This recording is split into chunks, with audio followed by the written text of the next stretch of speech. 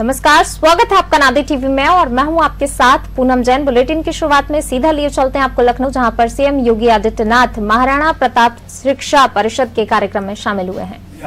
शिक्षा में क्रांतिकारी परिवर्तन ला रहे, वैसे चतुर्विद हर क्षेत्र में परिवर्तन आ रहा है, लेकिन इस क्षेत्र में भी अद्भुत परिवर्तन आ रहा है। माननीय मुख्यमंत्री जी कहते हैं कैसी शिक्षा होनी चाहिए, तो कहते हैं कि भारत में भारतीयता का ज्ञान हो, संस्कृति एवं सभ्यता का ध्यान हो, धर्म और विचार का भान हो। जब संस्कृति और सभ्यता का ध्यान होगा, धर्म और विचार का भान होगा और भारत और भारतीयता का ज्ञान होगा, इसका जो समुच्चय प्राप्त होगा उसी का प्रतिफल होगा कि महाराणा प्रताप शिक्षा परिषद जैसे दिन दुनिया रात चौगुना प्रगति के पथ पर अग्रसर होता हुआ शिक्षा के क्षेत्र में क्रांतिकारी परिवर्तन लाएगा। निश्चित रूप से मैं इस अवसर पर ये कहना चाहता हूं, स्वामी विवेकानंद ने कहा था धर्म और शिक्षा को अलग नहीं किया जा सकता है, और मैं आप लोगों के समक्ष निवेदन करते हुए कहना चाहता हूं आज कितना अद्भुत संयोग है। शिक्षा भी है, धर्म भी है, अध्यात्म भी है और राजनीति भी है, और इन तीनों चारों का समुच्चय रूप देखना है तो परम पूज्य योगी आदित्यनाथ जी की तरफ देखिए, आपको वह सब स्वरूप देखने को मिल जाएगा। अगर ये सब स्वरूप देखने को मिलता है तो मुझको लगता है कि जो कुछ हम चाहते हैं वो सुख सब कुछ हमको प्राप्त होगा। इसलिए इस गोरक्षपीठ को प्रणाम करते हुए, गोरखपुर की मिट्टी को प्रणाम करते हुए, यहाँ की हवा और पानी को प्रणाम करते हुए, यहाँ की जवानी को प्रणाम करते हुए, आदरणीय गुरुजनों के श्री चरणों में प्रणाम करते हुए और संत गणों के श्री चरणों में प्रणाम करते हुए एक बार मैं जरूर निवेदन करना चाहता हूँ, अपने गुरुजन वृंद यहाँ पर है और सब लोग, मैं भी थोड़े दिन तक पढ़ाने का काम किया हूँ और इसलिए आदरणीय गुरुजनों के श्री चरणों में प्रणाम करते हुए, अद्वितीय है निर्माणों में गुरुओं का निर्माण, जिनसे फूके चलती फिरती प्रतिमाओं में प्राण, इसलिए गुरुजनों के श्री चरणों में प्रणाम करता हुआ बस केवल इतना कहना चाहता हूँ, बता सको तो राह बताओ, पथ भटकाना मत सीखो, और बिछा सको तो फूल बिछाओ, सूल बिछाना मत सीखो, और जला सको तो दिया जलाओ, दिल जलाना मत सीखो। बहुत बहुत बधाई, बहुत बहुत धन्यवाद आप सबके तक। क्या बात, ये बदलते हुए भारत का एक पक्ष ये भी है कि डॉक्टर महेंद्र सिंह जैसे लोग अब मंत्री के रूप में प्रदेश का नेतृत्व कर रहे हैं, और ना मंत्रियों की कहानियां आप सुनते थे कैसे कैसे होते। ये बदलते हुए भारत का एक आईना ये भी है डॉक्टर महेंद्र सिंह जी के रूप में। बहुत बहुत धन्यवाद। मुझे तो लगा कि मैं किसी कंप्यूटर को ऑन कर दिया हूं क्या। बहुत बहुत। और इसके बाद हमारे बीच जिनका उद्बोधन, जिनका मार्गदर्शन हम सबको प्राप्त होना है, जिनके विषय में प्रायः कहा जाता है, जिनके विषय में प्रायः कहा जाता है कि राजनीति के क्षेत्र में आकर के आपने साहित्य की छत की है, और अगर आप पूरी तरह से साहित्य की दुनिया में होते तो राजनीति में ऐसा विद्वान नहीं मिलता। दोनों विधाओं के निष्णात विद्वान, दोनों विधाओं के मर्मज्ञ, उत्तर प्रदेश के विधानसभा अध्यक्ष, कुशल साहित्यकार, पत्रकार, राजनीतिज्ञ और तमाम क्षेत्रों में अपनी उपस्थिति, अपना मार्गदर्शन इस समाज को देते हुए मैं सीधे आमंत्रित करता हूं अपने स्थान पर बैठे बैठे हम सबको मार्गदर्शन देने के लिए, हम सबको उद्बोधन देने के लिए आपका सानिध्य प्राप्त हुआ है। मैं आपका मार्गदर्शन प्राप्त करने के लिए सादर आमंत्रित करता हूं महाराणा प्रताप शिक्षा परिषद की युवा पीढ़ी के लिए। पूज्य दीक्षित आज के इस दिव्य और भव्य कार्यक्रम के अध्यक्ष, इस पीठ के पीठाधीश्वर, देश के कोने कोने जिनका ये शौकीन थी, जिसे सुनने के लिए, देखने के लिए देश के कोने कोने के लोग आते रहते हैं, ऐसे आज के कार्यक्रम के अध्यक्ष उत्तर प्रदेश के आदरणीय मुख्यमंत्री श्रद्धेय योगी आदित्यनाथ। अभी हम लोगों ने माननीय महेंद्र जी का उद्बोधन सुना है और उन्होंने तमाम अनुभव के सूत्रों द्वारा हम लोगों को लाभान्वित किया है। ऐसे सुयोग्य सामाजिक राजनीतिक कार्यकर्ता आदरणीय महेंद्र, उत्तर प्रदेश भारतीय जनता पार्टी के अध्यक्ष विधायक राजमान आदरणीय स्वतंत्र जी, इस कार्यक्रम में ढेर सारे शिक्षाविद, विद्वान अपने अपने क्षेत्रों के प्रतिष्ठित महानुभाव बैठे हुए हैं। ऐसे सभी प्रतिष्ठित महानुभाव आदरणीय संत माननीय सांसद रविंद्र किशन जी, माननीय सांसद जयप्रकाश जी, माननीय विधायक फतेह बहादुर सिंह जी, महेंद्र जी, महेंद्रपाल सिंह जी, अनेक इस अवसर पर उपस्थित सभी श्रद्धेय आदरणीय प्रिय महानुभाव। मैं राजनीतिक कार्यकर्ता हूँ और कई समाचार पत्रों में थोड़ा कुछ लिखता भी हूँ।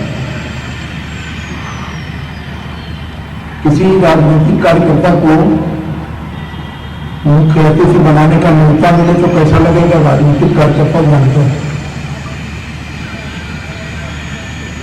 और मुझे आदरणीय योगी जी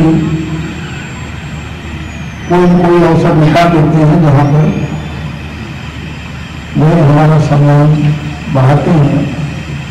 मैं उनके इस स्नेह के प्रति, उनके द्वारा समय समय पर व्यक्त किए गए आदर के प्रति कृतज्ञ हूं। आज का ये कार्यक्रम कई दृष्टि से अनूठा है, मेरे लिए तो बहुत अनूठा है। मैं इस कार्यक्रम की दृष्टि से 2-3 बातें आज के आयोजन की दृष्टि से कहूंगा संक्षेप में। पहला, ज्ञान को लेकर भारत के राष्ट्र जीवन में ऋग्वैदिक काल और उसके पहले से बड़ी गहन अभिप्सा है, बहुत प्रयास रही है यहाँ के राष्ट्र जीवन में ज्ञान को लेकर। और यह ज्ञान साधारण ज्ञान नहीं है कि हम उत्तर प्रदेश के सभी जिलों के नाम जान जाए कि ये ज्ञान हो गया। इसे हमारे पूर्वजों ने तत्व ज्ञान कहा।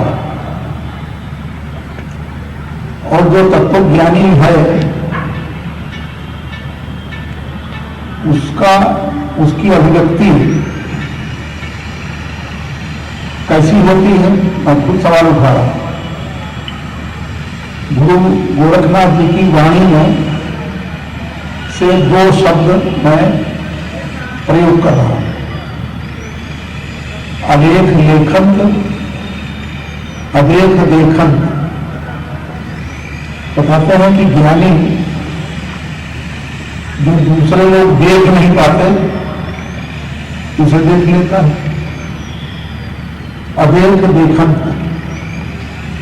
और बताते हैं ज्ञानी जो दूसरे लोग लिख नहीं सकते वो लिख लेता है। बताते हैं कि ज्ञानी जो दूसरे लोग स्पर्श नहीं कर पाते वो स्पर्श कर लेता है। ये भारत की ज्ञान परंपरा है और इस ज्ञान परंपरा के चलते भारत सारी दुनिया का गुरु कहा जाता था। और इस ज्ञान परंपरा को लेकर भारत के लोगों में गर्व है। लेकिन बीच में स्वतंत्र भारत तक ज्ञान परंपरा को लेकर स्वतंत्रता मिलने तक भारतीय राष्ट्रभाव को लेकर, भारतीय संस्कृति, दर्शन, धर्म, रीति प्रीति को लेकर बड़ा आग्रह था। स्वाधीनता के बाद यह आग्रह घटता चला गया और एक ऐसे कथित पढ़े लिखे समुदाय का विकास हुआ जो भारतीय संस्कृति, धर्म, दर्शन, परंपरा को हिकारत से देखता था, लिखता था। ये और इस आधार पर सारी दुनिया को यहाँ के छद्म प्रगतिशील और कथित विद्वानों ने सारी दुनिया को भारत के बारे में यही बताया है कि भारत में प्राप्त किए जाने योग्य कोई ज्ञान धारा नहीं है। भारत का दर्शन भाववादी है, इसमें तर्क नहीं है। गायें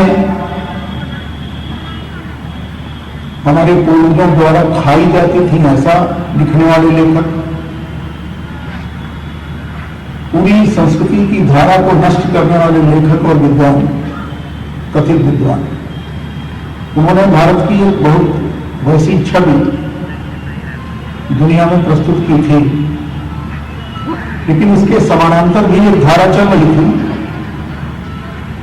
जो भारतीय दर्शन, ज्ञान, विज्ञान, प्रज्ञान उसे पोषित कर रही थी। ये धारा एक अनूठी धारा थी। इसका प्रभावीपन इस नगर में, जहां हम लोगों को आज एकत्रित होने का अवसर मिला है, इस नगर में बहुत पहले से ही दुनिया के तमाम देशों को प्रभावित करने वाली प्रज्ञा, ज्ञान और दर्शन की धारा यहां से फूटती थी। जो लोग, मैंने जोर दिया था इस बात पर कि कथित प्रगतिशील विद्वान यहाँ के दर्शन को भाववादी बताते हैं, कहते हैं इसमें भौतिकवाद है ही नहीं।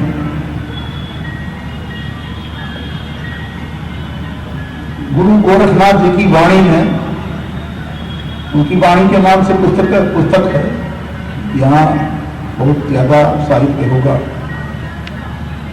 उनकी वाणी में संसार और ईश्वर दोनों की सिद्धि की बात है। दोनों, केवल ईश्वर की बात ठीक है, लेकिन संतुलन पूरा नहीं होता जब तक संसार न हो, क्योंकि योग, ध्यान, जप, मुक्ति, मोक्ष, कैवल्य, इन सबके प्राप्त करने के स्रोत संसार में ही है। गोरखवाणी में हमने पढ़ा था कि इला नारी है, चंद्र प्रकाश जैसी है। बताया कि इंद्रा नारी है, सूर्य प्रकाश का तेज उसमें निहित है। कि मैं अपनी अनुभूति से नहीं बोल रहा, यही जो गुरु जी गोरखनाथ जी के बारे में जो पढ़ा सुना था उससे मैं बोल रहा। और फिर बताया कि ये सहस्त्रार है, सिर के भीतर तक विस्तृत, ये यहां अमृत का वास है, यहां शिव है। शिव यानी ब्रह्म। स्वतर उपनिषद में कहते हैं एको रुद्र द्वितीय नास्ति, तो यहां शिव रहते हैं। गुरु जी ने यह भी बताया कि आकाश में एक औंधा कुआं है, यह आकाश, और इस औंधे कुएं में अमृत है, और यह अमृत ही प्राप्य है। तो जब दुनिया के अन्य देशों के लोग ज्ञान, विज्ञान, दर्शन, अनुभूति के बारे में बिल्कुल कुछ नहीं जान रहे थे, तब यहां इसी केंद्र से दुनिया के तमाम देशों, पाकिस्तान, बांग्लादेश, श्रीलंका, ढेर सारे देशों तक यहाँ का आभा, यहाँ का तेज, यहाँ का ज्ञान विज्ञान पहुंचा है। इसी परंपरा में, इसी उद्देश्य को लेकर इस संसार को सुंदर बनाना, समाज को सुंदर बनाना, शिक्षा की दृष्टि से समृद्ध करना, इसी दृष्टिकोण से लेकर मुझे बताया गया महाराणा प्रताप शिक्षा परिषद की स्थापना हुई सन 1932 में। अब ये इसके जो उद्देश्य हैं शिक्षा परिषद के, उसमें अध्यात्म और भौतिक दोनों एक साथ हैं, और अध्यात्म और भौतिक दोनों एक साथ चलें तो धरती स्वर्ग जैसी हो, और यहां से मुक्ति मिले तो अमृत तत्व, दोनों पर ध्यान देने का लगातार, आयुर्वेद पर ध्यान देने का, दर्शन पर ध्यान देने का, संस्कृत पर ध्यान देने का, संस्कृति की उपासना का, यह केंद्र यहां से चला। और जो लोग अध्यात्म को और इस सांसारिक समाज को मजबूत करने को अलग अलग काम देखते थे, उनके लिए यह एक चुनौती है। ईश्वर और संसार भारत में हमेशा से एक साथ जाने जाते रहे। मैं अपनी बात समाप्त करने के पगार पर हूं। मैं यजुर्वेद के अंतिम अध्याय का उल्लेख करूंगा। वही ईशावास्योपनिषद के नाम से अलग से भी मिलता है। उसके एक मंत्र में कहते हैं, संभवतः 13वां है, एक मंत्र में कहते हैं कि हमने विद्वानों से सुना है, ऋषि स्वयं कहता है हमने विद्वानों से सुना है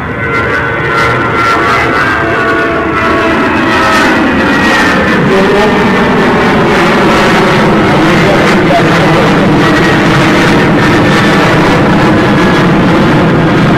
अंधकम में जाते हैं।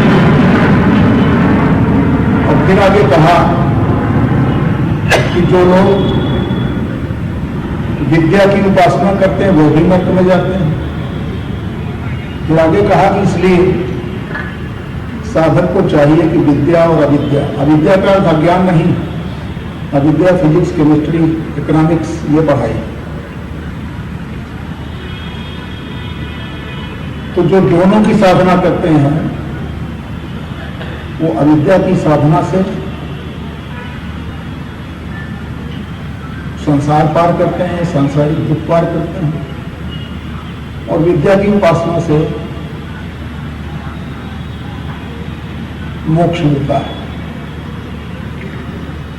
ये सारे दृष्टिकोण लेकर महाराणा प्रताप शिक्षा परिषद देश के लिए सुयोग्य नागरिक तैयार कर रहा है।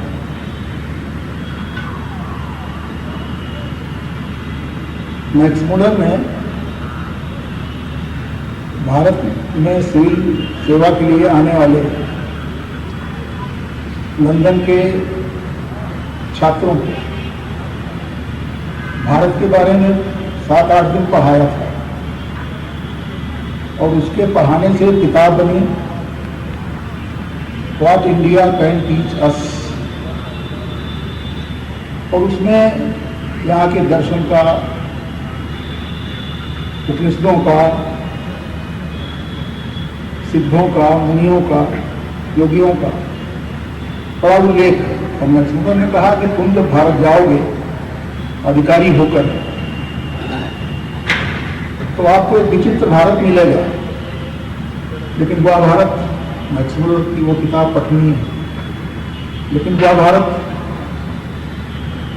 आपको तमाम कुछ सिखा सकता है। और उसने उल्लेख किया कांट का भी दर्शन शास्त्र में, लैटिन भाषा का उल्लेख किया कि भारत में वो सब कुछ है। एक सामाजिक कार्यकर्ता के रूप में और राजनीतिक कार्यकर्ता के रूप में भी पूरा देश और कई देश घूमने के बाद ये निष्कर्ष आया कि भारत के किस कोने वो भारत है जिसकी चर्चा मैक्सिमम ने की। भारत के किस कोने वो भारत है जिसको लेकर दुनिया के तमाम विद्वान आश्चर्यचकित होते हैं। मैं कह सकता हूं अपने अनुभव के आधार पर कि भारत के इसी कोने, इसी गोरक्षनाथ पीठ, यहां पर मैक्स मुलर ने जिस भारत की कल्पना की है, विवेकानंद ने जैसा भारत अपने सपनों में सोचा था और बहुत दूर सुदूर में ऋग्वेद का ऋषि जिस भारत के बारे में गुनगुना रहा था, ऋचो अक्षरे परम ब्रह्म, गुरु गोरखनाथ जी ने कहा था आकाश औंधा कुआं है। ऋग्वेद के ऋषि ने कहा आकाश में ऋचा मंत्र रहते हैं और वे जागृत भावभूत के लोगों के चित्त में उतरने को व्याकुल रहते हैं, उन्हें सामगामी प्राप्त होते हैं। यह केंद्र भारत के कोने कोने प्रभावित कर रहा है सबको और प्रतिष्ठित है। और वर्तमान पीठाधीश्वर भारत के कोने कोने जहां कहीं जाते हैं, उनकी वाणी जिसका संबंध योग की मूल धारा से, उनका व्यक्तित्व, उनका चेहरा, उनकी दृष्टि, उनका विचार, उनका मिलने का ढंग, और मैं कभी कभी कहता हूँ आपके हंसने का ढंग, आपके बोलने का ढंग, आपके देखने का ढंग, ये पूरे भारत में जाना चाहिए। और भारत की अन्य शिक्षण संस्थाओं को भी ऐसी शिक्षण संस्था से सीखना चाहिए, क्योंकि शिक्षा तो असली यही हो रही है। जो हम लोगों ने विद्या और अविद्या पढ़ा, तो पूरे उपनिषदों में विद्या विद्या शब्द बार बार आया, बुद्ध दर्शन में दिया है। लोग गलती से विद्या का अर्थ ज्ञान ले लेते हैं, लेकिन उपनिषद साहित्य में अविद्या माने जो भौतिक ज्ञान है, संसार का ज्ञान। तो यहाँ भौतिक और अध्यात्म दोनों गल बहियां डालकर मिलते हैं, योग अग्नि में तपते हैं। इसलिए मैं फिर अपनी बात दोहराकर समाप्त करूंगा कि भारत की सभी शिक्षण संस्थाओं को चाहिए कि वह यहाँ आए,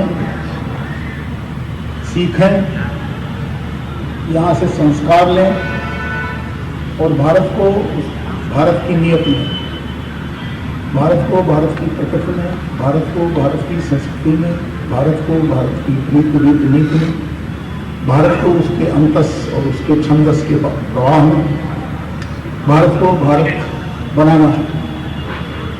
और इसके लिए इस समिति ने बहुत कुछ किया है। यहाँ सब लोगों को मालूम है, मैं दोहराऊँ आयुर्वेद की बात, संस्कृत की बात, संस्कृति की बात, तो उसका कोई मतलब नहीं होगा।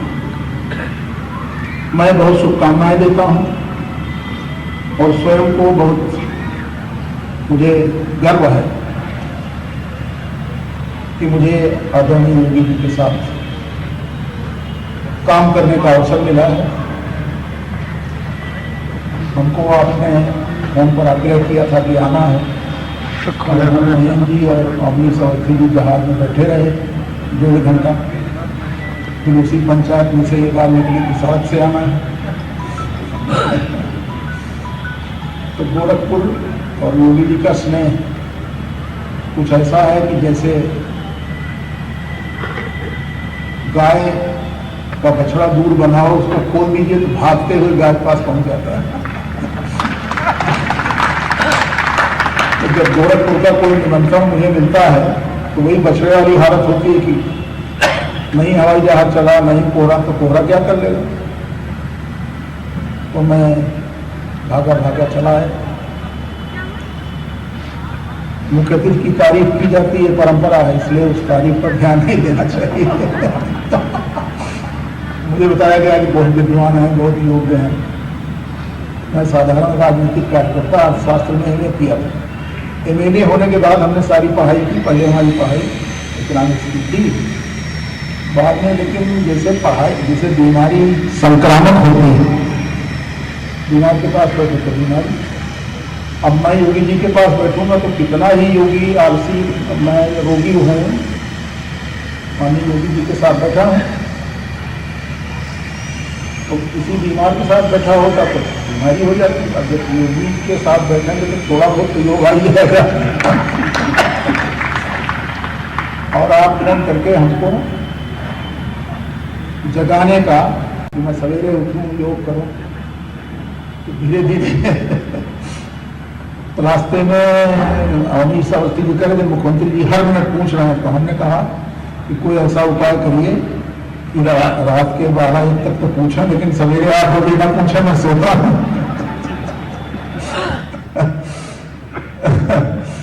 और महेंद्र जी सवेरे पहुंच गए हमारे पास, तो मैं तो बहुत आनंद मंगन हूं। हमारे वक्तव्य में जो कुछ आपको लगे कि डिलीशन लायक है, संपादन लायक है, तो आप संपादन कर लेना उसका। लेकिन मैं बहुत प्रसन्न हूं और महाराणा प्रताप शिक्षा परिषद के सभी पदधारकों को बहुत बधाई देता हूं और उसके संस्थापक महाराज दिग्विजयनाथ जी को और इस पीठ के सभी पूर्वजों और को मैं उनकी स्मृति में प्रणाम करता हूं। आप सब हम आप सब एक ही दिव्य प्रवाह के शक्ति के हिस्से हैं। आप सबके श्री चरणों में भी मैं अपना प्रणाम निवेदन करता हूं। बहुत धन्यवाद आपने हमको सुना, बहुत बहुत धन्यवाद। हर लम्हा अंधेरों के तूफान से लड़ा होगा, हर लम्हा अंधेरों के तूफान से लड़ा होगा, तब जाके कहीं सूरज साहिल पे उगा होगा। जहाज नहीं आ पाया, कोहरे का मौसम, विपरीत परिस्थितियां, सड़क मार्ग से स्वास्थ्य की विपरीत परिस्थितियों में भी आप यहाँ आए और हम सबको लगा कि किसी राजनेता को नहीं, किसी आचार्य को सुन रहे हैं। इसीलिए हम सब मानते हैं कि राजनीति और साहित्य दोनों के समन्वय है, संयोग है, दोनों के संगम है। आपका आना ही हमारे लिए बहुत भाग्य का कारण है। आपका बहुत बहुत धन्यवाद हमारे मंच पर। और अब ना राजनीति की राहों में, ना सत्ता के गलियारों में, ना राजनीति की राहों में, ना सत्ता के गलियारों में जीवन तो हमने सौंप दिया है मातृभूमि की राहों में। अपने जीवन के एक एक क्षण को राष्ट्रभक्ति और राष्ट्र सेवा के संविधा के रूप में प्रस्तुत करने वाले परम पूज्य गोरक्षपीठाधीश्वर उत्तर प्रदेश के यशस्वी, ओजस्वी, मनस्वी, तपस्वी और प्रयोग धर्मी मुख्यमंत्री, जिनके प्रयोगों को केंद्र सरकार अपना रही है, ऐसे हम सब के अभिभावक, मार्गदर्शक, अनंत ऊर्जा के स्रोत पूज्य महाराज श्री, मैं आपको सादर आमंत्रित करता हूं हम सबका मार्गदर्शन करने के लिए, आशीर्वचन के लिए। पूज्य महाराज श्री।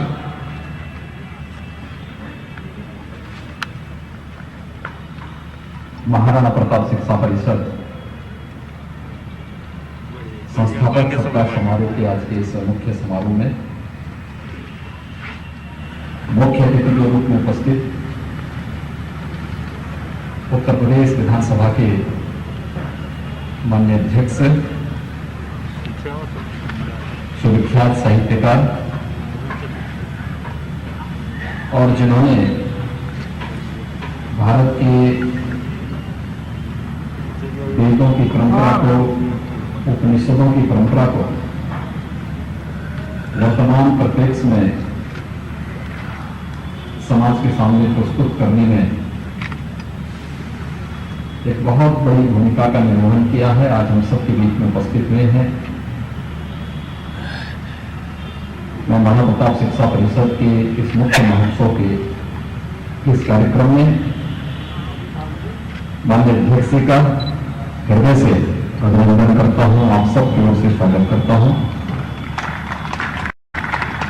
आज के समारोह में हमारे साथ उपस्थित भारतीय जनता पार्टी के प्रदेश के अध्यक्ष, जिन्होंने निरंतर एक विचार प्रवाह के साथ चलते हुए अपना पूरा जीवन समर्पित किया है। इस समाज के लिए, इस राष्ट्र के लिए। और आज के समारोह में महाप्रताप शिक्षा परिषद से जुड़े हुए हमारे आचार्यों का, छात्र छात्राओं का यह सौभाग्य है कि आज भी हमारे समारोह में हम सबके बीच में उपस्थित हैं माननीय श्री स्वतंत्र देव सिंह जी का।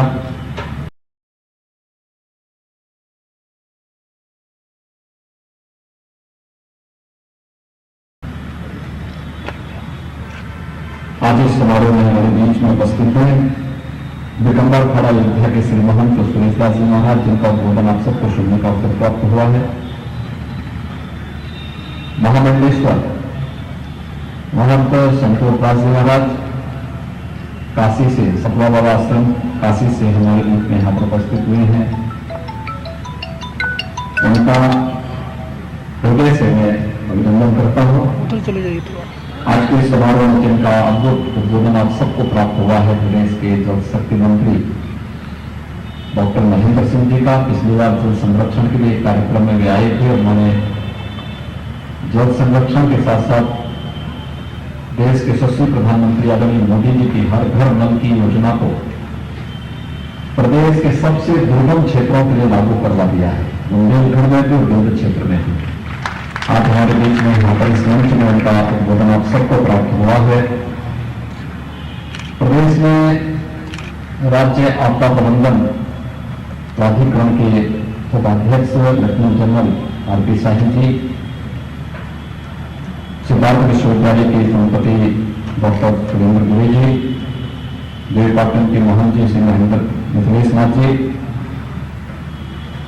महाप्रताप शिक्षा परिषद के अध्यक्ष प्रोफेसर यूपी सिंह जी, पूर्व कुलपति प्रोफेसर अमित सिंह जी, माननीय सांसद श्री रविकिशन जी, माननीय सांसद जयप्रकाश निषाद जी, माननीय विधायक श्री महेंद्र पाल सिंह जी, माननीय विधायक सीतम पांडे जी, माननीय विधायक श्री पति बहादुर सिंह जी, माननीय विधायक संगीता यादव जी,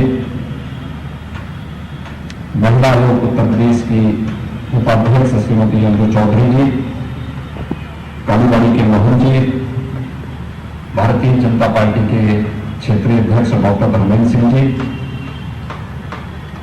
आज के इस समारोह में उपस्थित सभी हमारे गणमान्य अतिथिगण, महाप्रताप शिक्षा परिषद के सभी पदाधिकारी और विभिन्न संस्थाओं के प्राचार्य, आचार्य, प्रधानाचार्य और अन्य सभी अभिभावकगण और प्यारे बच्चों, कोरोना कालखंड में ये समारोह हो पाएगा कि वास्तव में जैसे महाप्रताप शिक्षा परिषद के पदाधिकारियों के सामने एक चुनौती रही होगी, लेकिन उस सब के बावजूद याद रखना, हर विपत्ति आपको एक अवसर भी देती है और हर सफलता आपके सामने एक चुनौती भी देती है, और इन दोनों के बीच में जो समन्वय बना के चलता है वही जीवन में सफलता की नई ऊंचाइयों को प्राप्त करता है। और यह कार्य आप सब ने भी, जैसे यह देश कोरोना कालखंड में प्रधानमंत्री मोदी जी के नेतृत्व में जूझते हुए, चुनौतियों का सामना करते हुए, वहां से राह बनाते हुए सफलता की एक नई ऊंचाइयों से संतुष्टि प्राप्त कर रहा है। हर एक क्षेत्र के लिए कुछ न कुछ नयापन देखने को मिला है। ऐसे ही महाप्रताप शिक्षा परिषद ने, शासन ने, प्रशासन ने जो भी कार्य योजना तैयार की, उन सब का पालन करते हुए हम कोरोना से भी लड़ेंगे, लेकिन शिक्षा जगत की चुनौतियों का भी सफलतापूर्वक सामना करते हुए अपने सामान्य कार्यक्रमों को कोरोना के संक्रमण से बचाते हुए सकुशल संपन्न करेंगे। और आज का ये समारोह उसी कुशलता का, उसी सफलता का एक आदर्श उदाहरण बन रहा है, जिसमें लगभग 600 से ऊपर छात्र छात्राओं को पुरस्कार और स्कॉलरशिप भी यहाँ पर प्रदान करने अभी हमारे मुख्य अतिथि विशिष्ट अतिथियों के हाथों से उपलब्ध होगी। तो सफलतापूर्वक आयोजित होने वाला इस समारोह अपने आप में इस कहानी को हमें प्रस्तुत कर रहा है। मैं इसके लिए महाप्रताप शिक्षा परिषद के सभी पदाधिकारियों को, महाप्रताप शिक्षा परिषद से जुड़े हुए जितने भी हमारे प्रधानाचार्यगण हैं, जितने भी उनके सहयोगी आचार्यगण हैं, जितने भी छात्र छात्राएं हैं, उन सबको हृदय से मैं बधाई देता हूं। आप सबके प्रति मैं अपनी शुभकामनाएं व्यक्त करता हूं। यह वर्ष हमारे लिए बहुत महत्वपूर्ण है। महाप्रताप शिक्षा परिषद के संस्थापक ब्रह्मलीन महंत दिग्विजयनाथ जी महाराज, जिन्होंने 1932 में महाप्रताप शिक्षा परिषद की स्थापना की थी, यह वर्ष उनकी 125वीं जन्म जयंती का वर्ष भी है। और साथ साथ मेरे पूज्य गुरुदेव ब्रह्मलीन गोरक्षपीठाधीश्वर पूज्य महंत विद्यानाथ जी महाराज का शताब्दी वर्ष का भी आयोजन महाप्रताप शिक्षा परिषद गोरक्षपीठ की ओर से अलग अलग आयोजनों के माध्यम से संपन्न हुए हैं। महाप्रताप शिक्षा परिषद, हम लोग यहाँ पर अक्सर इस प्रांगण में न केवल महाप्रताप शिक्षा परिषद की बल्कि हमारे विचार प्रवाह से जुड़े हुए सभी संगठनों के कार्यक्रम भी हुआ करते थे। और मंच कैसे बनना है, कब बनना है, क्या होगा, कैसे होगा, इन सब झंझावतों से ऊपर उठाते हुए महाप्रताप इंटर कॉलेज के प्रधानाचार्य ने और उनकी पूरी टीम ने महाप्रताप शिक्षा परिषद के साथ मिलकर के इस 125 वर्ष और 100 वर्ष के इस विभिन्न प्रकार के कार्यक्रमों के दौरान गोरखपुर के वासियों को एक भव्य मंच भी प्रदान किया है। मुझे लगता है कि एक सप्ताह में हमारा दूसरा कार्यक्रम इस मंच पर हो रहा है। तो मैं उस पूरी टीम को भी इस अवसर पर बधाई देता हूं और हृदय से धन्यवाद भी देता हूं, क्योंकि इस मंच का उपयोग तो हम ही लोग बार बार करते रहेंगे। इसलिए एक अच्छा मंच देने के लिए भी मैं उन्हें हृदय से धन्यवाद देता हूं, अपनी बधाई देता हूं और संस्थाएं इसी प्रकार से आगे बढ़ती रहें, इसकी शुभकामनाएं भी देता हूं। याद रखना, हमारे यहां हमारे पूर्वजों ने हमारे पूरे जीवन को पाप और पुण्य को शब्दों में जोड़ करके रखा है। ये मान्यता है कि हम अच्छा करेंगे तो हमें पुण्य प्राप्त होगा, बुरा करेंगे तो पाप की भागीदार बनेंगे। और ये हरेक व्यक्ति के जीवन में भी यही सत्य होता है। आपका जीवन आपके कर्मों से अगर आगे बढ़ता है, आपके कृतित्व से आगे बढ़ता है, आप अपने लक्ष्य को यशस्वी बनाते हैं, तो वह न केवल आपके लिए बल्कि जिस संस्थान से आप जुड़े होते हैं उस संस्थान के लिए, आपके सहयोगियों के लिए और समाज के लिए वह एक प्रेरणा होती है, एक नया मार्गदर्शन होता है। आगे बढ़ने के लिए उनके सामने ढेर सारे अवसर होते हैं, लेकिन अगर आपका कृतित्व ऐसा है कि जो आपके लिए स्वयं के लिए बोझा बन जाए, तो उस बोझे को लोग फिर स्वयं के लिए भी बोझा मानने लगते हैं। और मुझे लगता है कि वह व्यक्ति अपने लिए भी, समाज के लिए भी और पूरे देश के लिए भी बोझा बन जाता है। संस्थाओं के साथ भी ये बातें होती है। संस्था का जो प्रमुख है, वहां का प्रधानाचार्य होगा, प्राचार्य होगा, प्रभारी होगा, उनकी जो टीम है आचार्यों की, शिक्षकों की, अभिभावक और छात्र ये सभी मिलकर के एक साथ जिस एक टीम का गठन करते हैं, ये टीम अगर एक साथ मिलकर के उस संस्था को एक नई ऊंचाई के रूप में आगे बढ़ाना चाहते हो तो संस्था यशस्वी बनेगी। यशस्वी बनेगी तो न केवल आत्मसंतुष्टि की अनुभूति उस संस्था से जुड़े हुए सभी लोगों के अंतःकरण में होगा, बल्कि जो भी उस संस्था के संपर्क में आएगा, उसके साथ जुड़ेगा, उसे स्वतः आत्मसंतुष्टि की अनुभूति भी होगी और वह अन्य लोगों के लिए भी उसे उदाहरण के रूप में प्रस्तुत करने के लिए बार बार उसका नाम लेगा।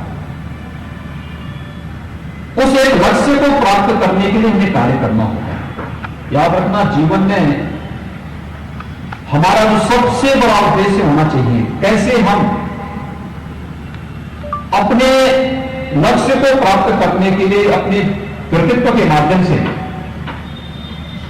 स्वयं को, अपनी संस्था को, अपने आसपास के प्रदेश को यशस्वी बना सके, प्रेरणादायी बना सके, लोग उसका अनुसरण कर सके, इस प्रकार का बना सके।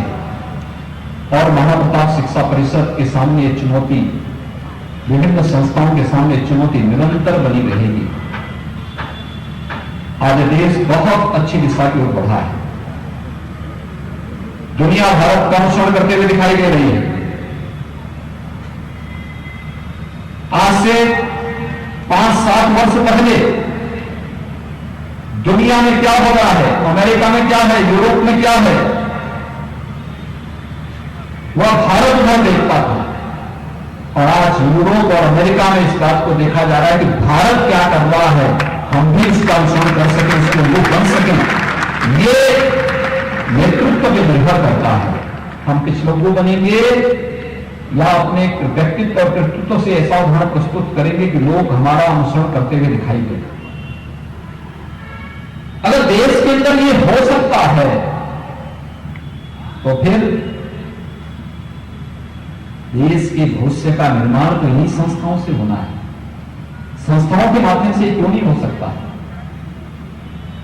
हर एक संस्था अगर इस संकल्प के साथ आगे बढ़ेगी तो निश्चित ही देखते ही देखते भारत हर एक क्षेत्र में विश्व गुरु के रूप में पुनर्स्थापित होने में उसे कोई देर नहीं लगेगी।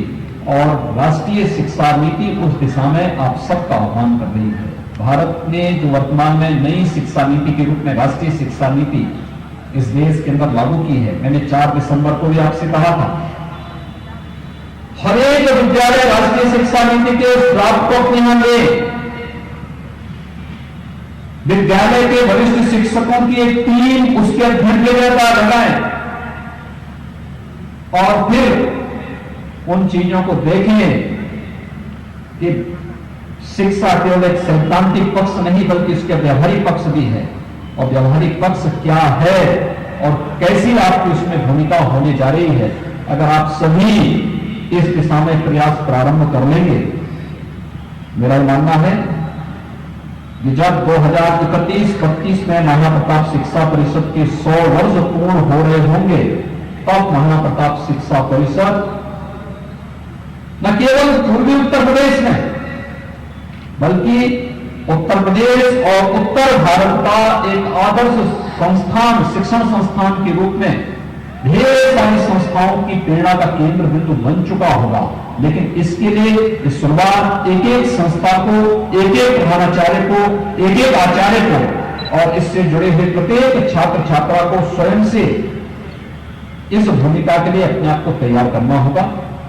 मैं आज के इस अवसर पर इस कोरोना कालखंड में भी सरकार के द्वारा निर्धारित जितने भी प्रोटोकॉल हैं, जितने गाइडलाइन थी, उन सबका पालन करते हुए आपने कुछ कार्यक्रम आयोजित किए। जो अनेक प्रकार के कार्यक्रम होते थे वे सभी संभव नहीं थे, लेकिन फिर भी कुछ कार्यक्रम आयोजित किए हैं। वह सभी आयोजनों के लिए मैं महाप्रताप शिक्षा परिषद को, उनके सभी आयोजक मंडल से जुड़े हुए जितने पदाधिकारी थे उन सबको हृदय से साधुवाद देता हूं।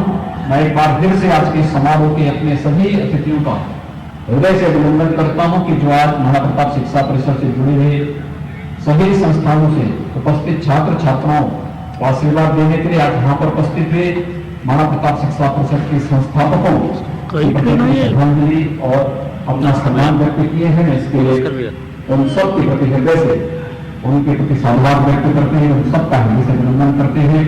आज जो बच्चे यहाँ पर अपना पुरस्कार प्राप्त करेंगे, जो संस्थाएं अपना पुरस्कार प्राप्त करेंगे, उन सबको मैं बधाई देता हूं, क्योंकि बहुत सारे लोग अच्छा किए और वास्तव में देखिए हम लोग तकनीक से जुड़ने में परहेज करते थे, लेकिन आज छोटे से छोटे बच्चे से भी आप पूछिए ना कि स्कूल नहीं जा रहे हो, और कहता हूं नहीं स्कूल जा रहा हूं, स्कूल नहीं जा रहा हूं लेकिन मैं ऑनलाइन क्लास अटेंड कर रहा हूं। एक छोटा सा छोटा बच्चा भी इस बात को कहता है। यानी तकनीक से एक बच्चा जुड़ा है, लेकिन तकनीक से जुड़ते हुए भी हमारी दशा क्या होनी चाहिए। हम उस बच्चे को उसके अभिभावक, उसके गुरजन, उसके आसपास का जो माहौल है, जो परिवेश है, अगर वो चाहे तो तकनीक के साथ जोड़ करके सकारात्मक दिशा में उसे आगे बढ़ा सकता है। लेकिन अगर नकारात्मक शक्तियों से घेर लेंगी तो यही तकनीक उसके भविष्य को भी ले डूबेगी। इसलिए याद रखना कि तकनीक सकारात्मक दिशा में इसका बेहतर उपयोग लोक कल्याण के लिए, समाज कल्याण के लिए हमें करना चाहिए, आगे बढ़ने के लिए करना चाहिए। हर प्रकार की चुनौतियों से जूझने के लिए याद करिए, अगर ये तकनीक नहीं होती क्या होता देश के अंदर का माहौल। इतनी बड़ी आबादी, 135 करोड़ की आबादी, क्या कोरोना जैसी महामारी से जूझ पाती, उसका मुकाबला कर पाती। और आप सबके लिए सौभाग्य का अवसर भी है कि प्रधानमंत्री जी ने तीनों जो वैक्सीन निर्माण की लगी हुई जो लेबोरेटरीज है उन सबका स्वयं निरीक्षण किया है। जनवरी तक वैक्सीन भी आ जाएगी, लेकिन जब तक वैक्सीन आप तक नहीं पहुंचती है उतावलापन दिखाने की आवश्यकता नहीं, सतर्कता बरतने की आवश्यकता है। जो सबसे पीछे एक बैनर लगा हुआ है कि 2 गज की दूरी और मास्क जरूरी, हम इसका पालन जरूर करें, इसी में हम सबका हित है। मैं आज के इस अवसर पर एक बार फिर से महाराणा प्रताप शिक्षा परिषद के इस समारोह के मुख्य समारोह में, महाराणा प्रताप संस्थापक समारोह, सप्ताह समारोह के मुख्य समारोह में अपने सभी अतिथियों का हृदय से साधुवाद व्यक्त करते हुए सभी छात्र छात्राओं को, संस्थाओं को हृदय से बधाई देते हुए आप सबके प्रति अपनी शुभकामनाएं देता हूं। धन्यवाद। जय हिंद। बहुत बहुत धन्यवाद महाराज जी। तमाम सारी व्यस्तताओं और देश भर की जिम्मेदारियों को देखते हुए आपने महाराणा प्रताप शिक्षा परिषद के छात्र छात्राओं शिक्षकों के लिए समय दिया, बहुत बहुत धन्यवाद। इसके बाद अन्य व्यस्तताओं को देखते हुए हमारे मंच के सम्मान्य अतिथिगण मंच से अन्यत्र पधारेंगे और हमारा पारितोषिक वितरण का कार्यक्रम अब हमारे बीच प्रारंभ होगा। हमारे बीच सप्ताह पर्यंत खेलकूद, सांस्कृतिक कार्यक्रम तथा अन्य तमाम सारी प्रतियोगिताएं संपन्न हुई। कुछ प्रतियोगिताओं को बातिल कर दिया गया कोरोना के कारण, लेकिन फिर भी बहुत सारी प्रतियोगिताएं संपन्न हुई जिनके विजयी छात्रों को, छात्र छात्राओं को, संस्थाओं को पुरस्कार और पारितोषिक वितरण का कार्य संपन्न किया जाएगा।